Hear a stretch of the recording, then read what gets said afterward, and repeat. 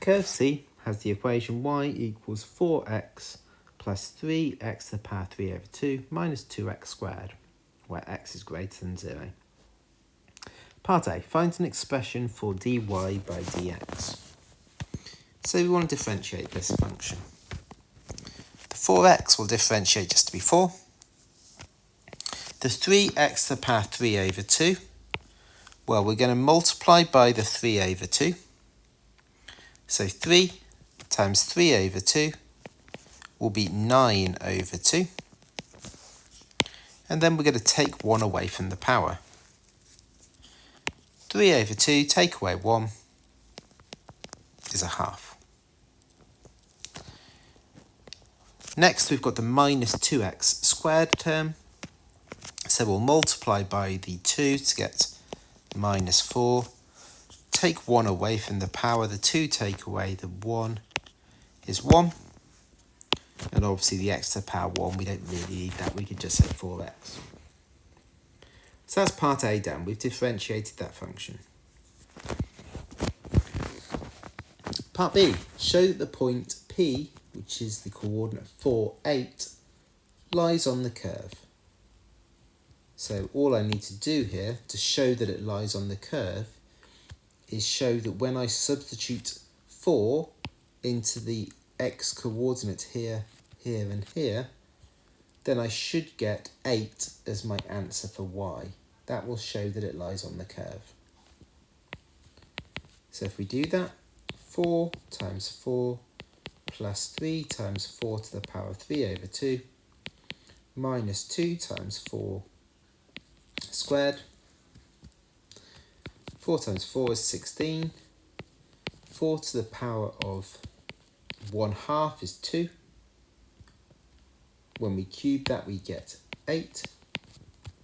Then we get 2 times 16.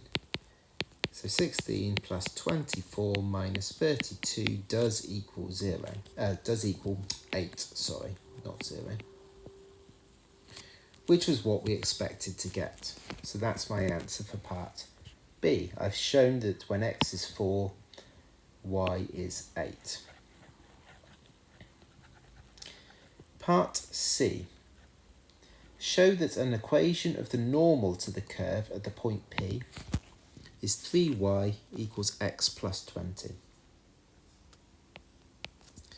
Now, normal, I know that means perpendicular to the tangent. So it will have the negative reciprocal gradient. So what I can do here is I can work out the gradient of the tangent at point P using my gradient function, and then do the negative reciprocal to get the gradient of the normal. So let's do that. Let's take the gradient function and let's substitute 4 in instead of the x, because that will tell me the gradient of the tangent at point P. So 4 plus 9 over 2 times 4 to the power of 1/2 minus 4 times 4 is 4 plus 9 over 2. The 4 to the power of 1/2 is 2. The minus 4 times 4 is 16. So 4 plus 9 minus 16 is minus 3.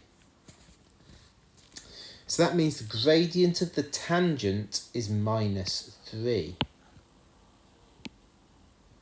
So if the gradient of the tangent is minus 3, then that means the gradient of the normal will be perpendicular to that. So it will be the negative reciprocal of minus 3. So I'm going to make it a positive, and the reciprocal of 3 is 1/3. So the gradient of my normal is 1/3. I can now say y equals 1/3 x plus c. And I know that my normal passes through the point P, which is the coordinate 4, 8. So let's substitute that in. so that we can work out our point C. 1/3 times 4 is 4 over 3. We'll take the 4 over 3 away from both sides to get C. We'll get a common denominator here, so 8 over 1 is the same thing as going to be 24 over 3. So taking that away, so our y-intercept is 20 over 3, so we can say y equals 1/3 x plus 20 over 3.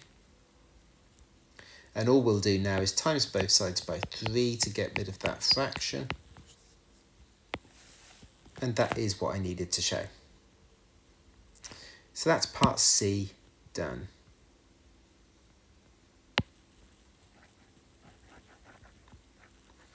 And let me just create a bit of space before we move to part D.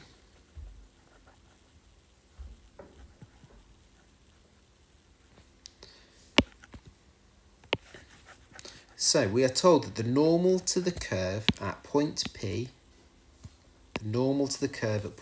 we've just worked that out, that's this. That intersects the x-axis at point Q.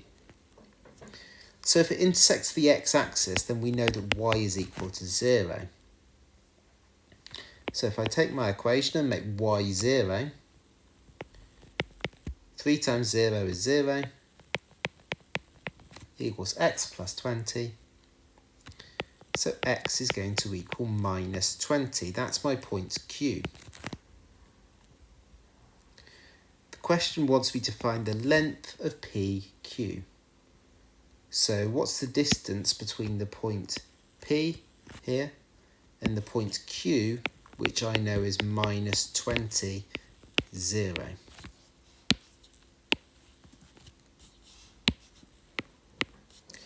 To work out the distance between 2 points, we can do a little bit of Pythagoras, where we work out the difference in the x coordinates. So the difference between 4 and minus 20.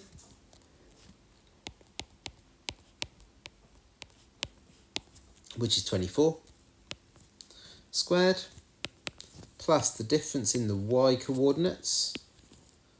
So 8 minus 0, all squared.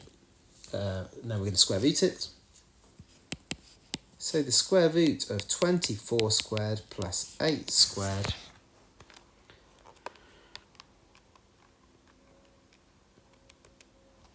and as a simplified surd we get 8 root 10, and that's the distance PQ.